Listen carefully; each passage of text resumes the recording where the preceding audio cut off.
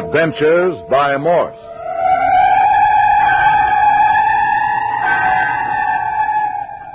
Carlton E. Morse presents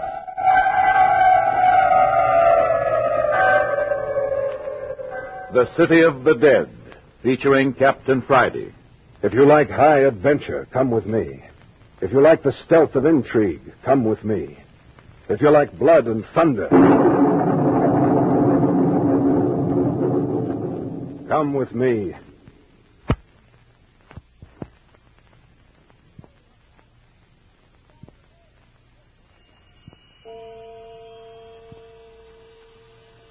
Two o'clock on the afternoon of the third day in the City of the Dead. A drenching wet blanket of fog still lays upon this old abandoned cemetery. In our last episode, Jimmy Parker and Dr. Tuner had gone down into the City of the Dead in search of the phantom church bell, leaving Phyllis Carroll alone with Mayor Friday. Jimmy tried to prevent this arrangement, but was unsuccessful, and so at the last minute he slipped Phyllis the knife with which she had been stabbed 2 days previously, and a police whistle. If in danger, she was to blow the whistle. Jimmy and Doc then went down to the old church ruins and accidentally discovered the bell in the basement of the ruins. But that wasn't all we found. There was a man down there. He was bound and gagged and near death from a blow on the head and from starvation. He was the one who had been ringing the bell. Dr. Tuner and I unbound the now unconscious fellow and started back to the cottage with him. And halfway there, suddenly out of the murk and gloom came the piercing squeal of a police whistle. I knew that meant Phyllis was in danger. I dropped the unconscious man and ran through the fog for the cottage, leaving Doc Tuner to follow with the stranger as best he could. I'm coming! I'm coming, Phil! Oh, I was a fool to leave her with Mayor Friday. There's the house. Phil! Phil, I'm coming! I'm coming! Phyllis! Phyllis, what's the matter? Jimmy, you're so white. What's the matter with you? Well, isn't anything wrong? You blew the whistle? Why, no, I didn't, Jimmy. You mean that police whistle, Parker? Captain Friday. Where did you come from? He's back, Jimmy. Nothing happened to him at all. Never mind that now. Were you talking about the police whistle? Yes. There's one of my men outside. I've got a whole crew down from the city hunting for that phantom church bell. Well, you don't need him. Dr. Tuner and I found it. What? You found it? You say you found the phantom church bell? Where? Yeah, Mayor Friday. Found it in the basement of the old church. Basement. Basement. Well, now, ain't that the beatin'est... Why didn't I think of that right off? But who and Sam here would think of looking in the basement for a ringing bell? Oh, but look here, Parker. What made the bell ring? Well, there was a man. Say, we've got to go help Dr. Tuner. He's got a dying man down there in the City of the Dead. I left him alone when I heard the whistle. A man? Who is it? I never saw him before. Neither did the doctor. You say he's dying? Well, that's what Dr. Tuner said. Well, come on, Parker. I want to see that man. Well, listen. Here he comes now. Captain Friday, now where in Tunket... Never mind that now, Doc. What'd you do with the man? I reckon you won't need him any longer. Of course I do. I want to question him. Can't question him, Captain. He died back yonder while I was fetching him up. Died? Without saying a word? Unconscious for a few seconds, gave his name, told me who he was and how come he was tied up, and then he died. Oh, the poor fellow. Well, who was he? Said his name was William Rogers. Said he was an employee of Cartwright, Hobson, and Cartwright, the attorneys who sent Miss Carroll here her letter about where the black pearls were hidden. There. That's the key to the whole story. That's what I've been looking for. Doc, did he say what he was doing down here in the City of the Dead? He said he was looking for the black pearls. Why, the dirty, double-crossing son of a thief, he got what was coming to him. Them was his own last words, Captain. Said he deserved what he got. Did he say how he got information about the pearls? Yes, he said that 2 days before the letter was sent to Miss Carroll, it was taken out of the company vault and put in a special file. He had access to this file and made a practice of stealing information that he could sell. What a fine piece of jailbait he was. Cartwright will be tickled pink to hear about this. Well, that just about gives me a line on this whole affair. You mean you can explain everything now? Yes, Miss Carroll. It's a deuce of a mess, but I got it straight, I think. And you don't think Jimmy or I killed my cousin, Bert Arnold? No, wait. Let's go back to the beginning of the whole thing. Here, sit down, Parker. You too, Doctor. It's a long and intricate story, and it's going to take a while telling it. Sit here on the bed beside me, Jimmy. Oh, you mind putting another log on the fire first, Parker? Oh, sure thing. So you got the whole thing straightened out, Captain. Yeah, but with you and Dad acting like a couple of clams, I mighty near slipped up. So you think you got the thing straightened out now, huh, son? I certainly have, Dad. No fooling. Oh, you all set, Parker? Yeah, go ahead. Comfortable, Phil? Oh, yes, Jimmy.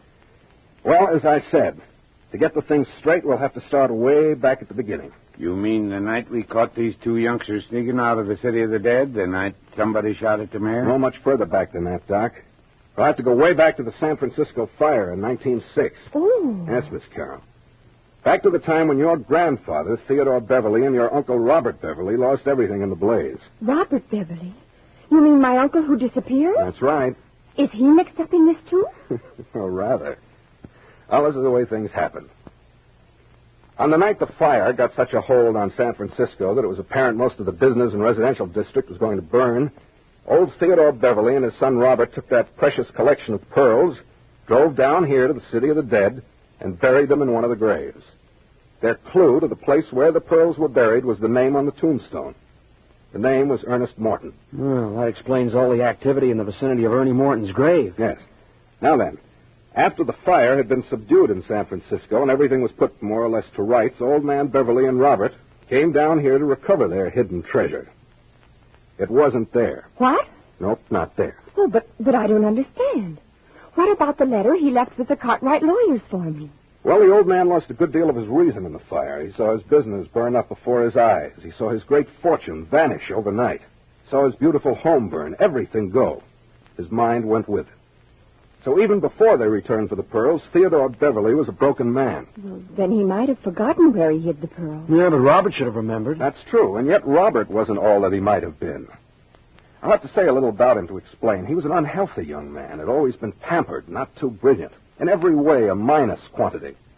Almost subnormal, wouldn't you say, Dr. Tuner? No, I wouldn't say that.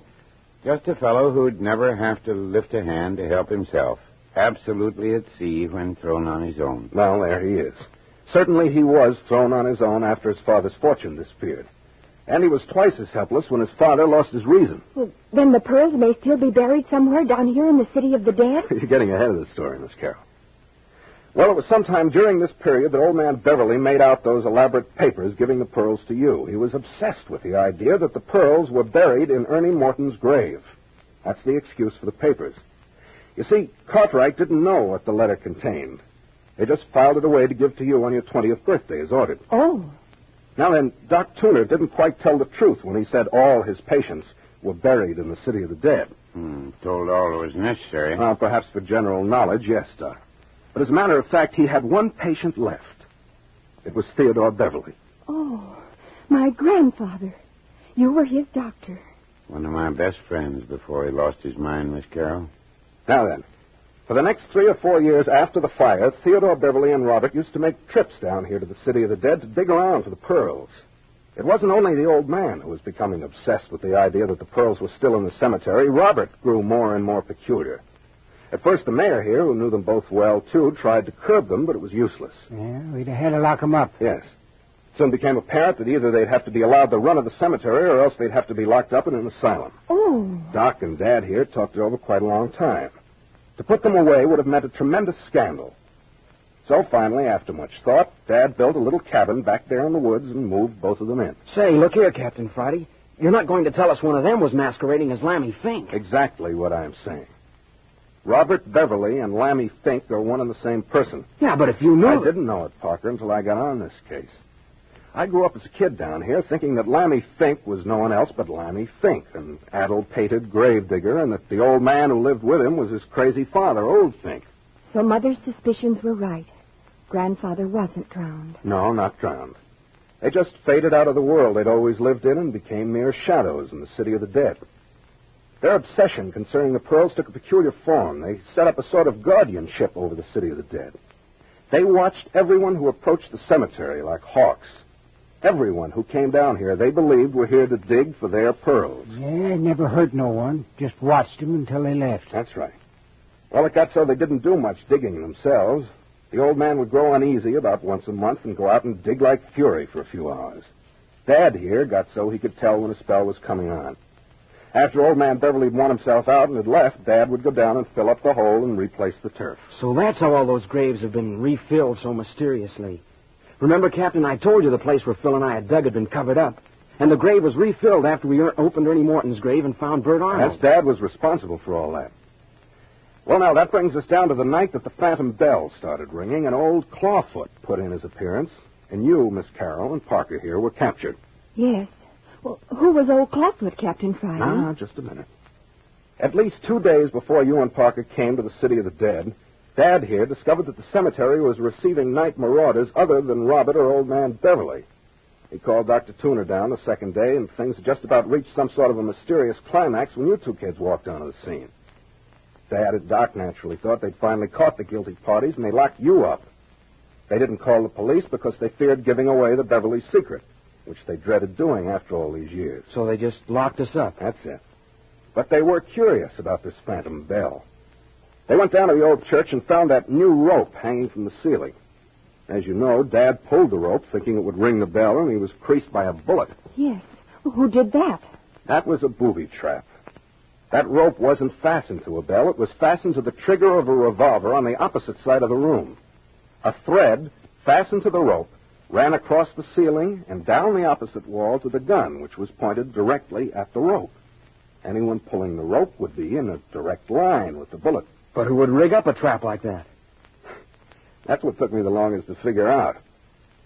You see, it wasn't the sort of thing a person of old Clawfoot's type would do. This was underworld stuff. Somebody was trying to bump somebody off. I began to check up on Bert Arnold's recent friends, discovered that he'd hired 3 men to work with him on some kind of a hidden treasure hunt. He didn't know it, but they were some of the Morelli mob, bad boys to tangle with. The moment he mentioned $500,000 in buried treasure, they were with him all the way. Now, the police in San Francisco have picked up 2 of these fellows. That's where I got this information. Bert Arnold wasn't bad, Captain Friday. I know he wasn't. I know that. He just picked the wrong men to work with him. Well, but where did Bert find out about the pearls? Well, that's where this chap from Cartwright's office comes in, the phantom bell ringer. He opened your letter, got the information about the pearls, sealed up the letters again, and then took his information to Bert Arnold. And that's the man we found bound and gagged in the old church? That's it. He sold his information to young Arnold for $1,000, but he evidently didn't know what square shooting was. As soon as he got the $1,000, he organized his own searching party and came down here to hunt for the pearls himself. Seems funny he gave Bert the information. Yeah, it does seem funny, Doc. On the other hand, his game was to give out stolen information. Probably the idea of hunting for the pearls himself was an afterthought. Anyway, Bert and his 3 friends came down to the City of the Dead, and right after them came, what was his name, Rogers and his men. Neither party could locate Ernie Morton's grave the first night. Eventually, they clashed, and Bert Arnold and his men caught this Rogers fellow, but his men got away. They tied him up in the basement of the church, intending to leave him there until they found the pearls. Real gang stuff. And that's not the half of it. Here, throw another stick of wood on the fire, and we'll get to the second night. That's when murder really came to the City of the Dead.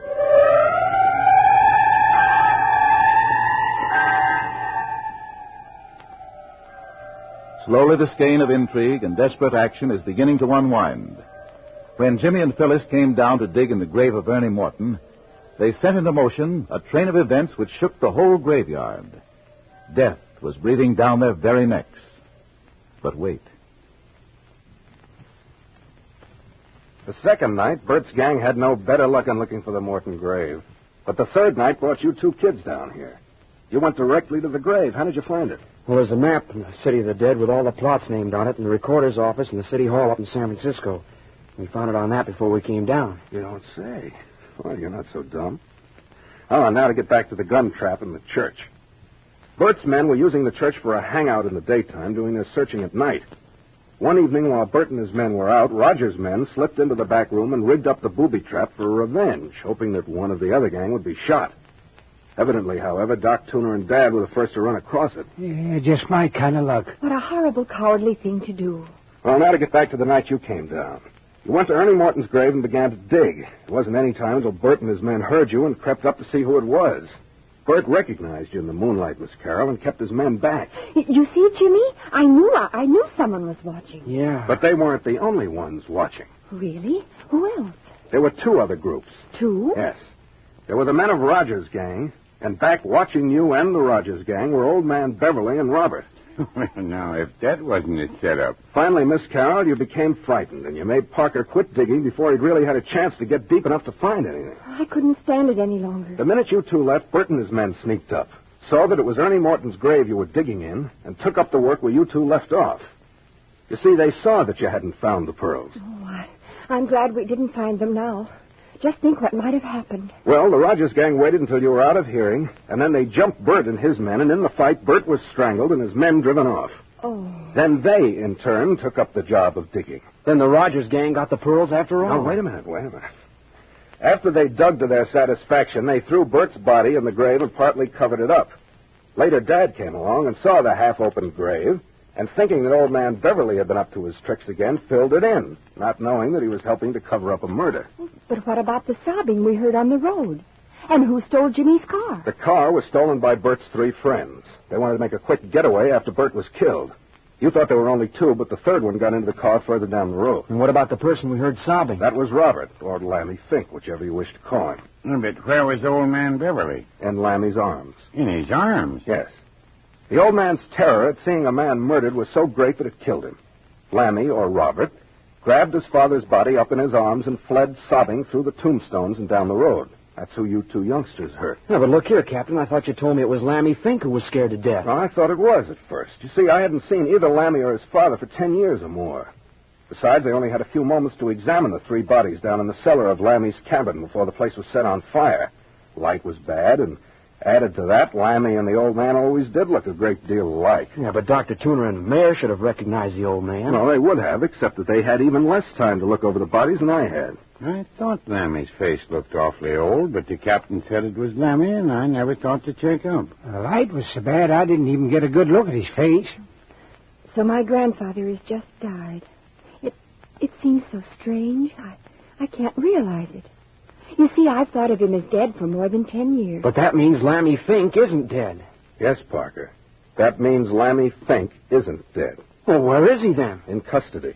You mean Lammy Fink is in jail? Robert Beverly, alias Lammy Fink, is under observation. But we'll get to that presently. The next question in line is who burned Lammy's cabin? Yeah, I'd like to know about that myself. Well, it was one of Bert's gang, Dad. They made their getaway in Parker's car, but they'd left so many clues behind them that it was necessary for them to return and sort of clean up. I got this from one of the men we caught. According to him, they returned the next night after Bert was killed and saw us dig up Bert's body. We left him at the grave while I went after a stretcher, and you, Dad, and Doc here, dashed off after old Clawfoot. Parker was still out from that clip I gave him on the jaw. They sneaked in and got the body. Parker woke up just in time to see someone carrying the body away in the fog. But why'd they bother about the body? Because they knew that as long as we didn't know who was murdered, we wouldn't be able to get a line on their gang. That likewise was the reason for the burning of the cabin. Now, the next incident was the murder of the stranger who tried to saw his way into Parker's room. The man we saw Clawfoot murder? Yes, that was another member of Bert's gang. Remember, I was clipped on the head, and his body also stolen for the same reason that Bert's was stolen. To hide the identity of those still remaining alive. Yeah, but how did the bodies get in the cellar of Lammy's cabin? Well, according to the men we have in custody, they put the bodies in the cabin thinking it was a deserted shack. Lammy must have come along and lugged them down into the basement and arranged them alongside the body of old man Beverly. Lammy, by this time, was completely out of his head. Say, Captain Friday, just when did you capture Lammy Fink? Later. Oh. But why did Clawfoot kill him? To protect you and Miss Carroll. To protect... Say, who is Clawfoot anyway? Oh, Jimmy, don't you know by this time? It was Lammy Fink, of course. Yes, Lammy Fink. Or if you prefer, your Uncle Robert, Miss Carroll. Oh, well, then he must have known me. Yes, he knew you all right. That was why he patrolled about the house. That's why he brought you the Black Pearl. The Black Pearl? Clawfoot or Lammy Fink brought me that? Yeah. The night he broke into the cottage. He put it under your pillow when you fainted. He threw the knife through the window that stabbed you, too, Miss Carroll. He did? Well, but why if he was protecting me? He didn't mean to hit you. That was an accident. By the way, where's that knife? What? Well, but tell me, Captain Friday, why did he throw it? Well, where's the knife? I'll show you. Well, Give it to him, Phyllis. Well, Well, what's it doing there in bed with you? I gave it to her for protection when I had to leave her. Oh, you did you? Thought I was going to murder her, I suppose. Oh, I'm sorry, Mayor Friday. Honest, I am. I shouldn't have suspected you, but, well, I had to do everything I could to protect Phil. I think I understand, boy. Forget it. Well, look here at the knife. See here how the handle screws off the blade? Oh, what's inside? There. The black pearl. Not the black pearl, Miss Carroll. A black pearl. But I don't understand. Well, it's simple. Old man Beverly kept 2 of the pearls out of the collection for some unaccountable reason. And the old man died, Lammy fell heir to them, and he was trying to give them to you. He was highly unsuccessful both times he tried. The first time he almost stabbed you to death. The second time he nearly frightened you into fits. Say, I reckon while we're on the subject of that visit, I want to know how the mayor here got out of that bedroom when he was locked in. Oh, that? Yeah, that. Well, the mayor had slipped out of the house hours before. I didn't know where he was or what he was up to, but I didn't want the rest of you to know he was out and increase your suspicion. So I pretended he was asleep, and I locked the door. Yeah, I'll be dead, Burns. So it was you, Mayor, who was digging in Ernie Morton's grave at the end of the trail of bones. No, Parker, Dad wasn't digging in the grave. He was just filling up the grave that Robert Beverly, alias Lammy Fink, alias Clawfoot, had opened. It was getting battier and battier. The opening of the cottage door and dropping that skeleton inside was one instance. The scattering of his bones through the city of the dead was another. And finally, he gathered them up again in a sack and left them on the porch. But I want to know what became of you, Captain Friday, while I was lying behind that tombstone. Well, you have got an explanation coming. I saw it was Dad in the grave. I didn't want you to see him. So I made you lie flat, and then I sneaked out and took him away. After you'd gone back to the cottage, Dad finished filling up the grave and then returned to the cottage. So that's how it was. And about that gold pencil you had, Mayor.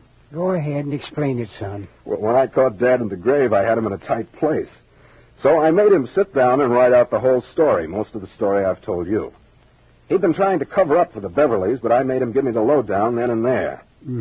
Anyway, he borrowed my gold pencil and then stuck it in his pocket. That's how that happened. I hear you tried to lie out of it, got caught, Dad. No. Doesn't pay to lie if you're not good at it. Now then. But who jerked the mayor in my bedroom and robbed him of the other black pearl? Here, just a minute. Yeah, here it is. Here's your other black pearl. Then it was you in there. Yes, I needed that pearl. But I didn't choke Dad to get it, and I didn't take it away from him. He gave it to me. Well, I had to tell some story. You didn't want him to know the truth. That's right. You see, folks, I wasn't getting anywhere working in the open, so I decided to disappear and keep my eyes on things from cover. Didn't take long to get to the bottom of things that way. Was it you that kidnapped Clawfoot out in front? Yes. Did you see that? Well, partly. It was still so dark we couldn't see who it was. It was I. Say, what made him make those horrible noises? Why didn't he talk? I rushed into the city and an examination was made. His throat became paralyzed, evidently, the night he saw Bert Arnold murdered. It was a condition paralleling his mental state. All he could do was wail. Oh. Well, but why did he wear that funny robe? And what about his claw feet? Oh, yes, his claw feet. Haven't you ever seen these Indian moccasins made out of the foot skins of animals with the claws left in to make them ornamental? By gum, of course. Oh, then his feet weren't clawed at all. No. Lammy had a pair of those moccasins. He lost all of his clothes. When the cabin was burned, he didn't even have a coat. It was awfully cool. Dad had some sheets out on the line airing, and Lammy stole one of them to wrap himself in. Oh, the poor thing was just trying to keep warm. That's all. He wasn't the least bit interested in being ghostly. Well, isn't that the limit? About explains everything, too, I guess. No, there'll be points coming up from now on, but that covers the most important phases of the case. Yeah, but look here, you haven't even touched on the most important thing of all. Yeah? Yes. What's become of Theodore Beverly's collection of black pearls? Oh, the black pearls. Well, my dear Parker, the pearls are waiting for Miss Carroll up in a strongbox in the Civic Center National Bank, where they have been ever since the fire of 1906. What's that? You mean to say those pearls never were buried down here in the City of the Dead? Yes, they were. When the fire started, the pearls were buried here. But after it had been checked, old man Beverly came down here alone, dug them up, and deposited them in the bank. Right after that, he lost his memory. He remembered burying them originally in the City of the Dead, but he forgot all about coming back here for them and putting them in the bank. You don't say. Carmine, how did you find that out? Well, at dawn this morning, I rushed Lammy to the city, and the whole story came out in the first editions of the paper about me having 2 of the collection of the Beverly pearls and all that. Well, the bank saw the story and called me. They had the rest of the pearls. They had an order to deliver the pearls to Miss Carroll on her 20th birthday. They did? Well, why didn't they do it then? Because the old man had made a mistake of a month in her age. The bank would have automatically delivered the pearls to you, Miss Carroll, next month. You mean to say that That I'm worth $500,000? Exactly that. Oh, golly. Well, Jimmy, now you've just got to marry me. Hey. Yes, you do. A girl with that much money needs protection. Well, if you insist. Oh, darling. And you're all invited to the wedding. Yeah, and we'll be there. Don't you think we won't? And you, Captain Friday? Well, I don't know. I've got some business that's going to take me out of town if I get back. What kind of business, son? Military intelligence, Dad. The government's put a finger on Skip Turner and me to do a job for them up off the coast of Canada. Who's Skip Turner? One of my operatives in my agency. Off the coast of Canada. That sounds like smugglers. Well, I can't talk about it, but I can guarantee you there's liable to be plenty of death and destruction before we get through. There's some pretty lonely, wide-open spaces up in that country. And not all the animals go around on 4 legs.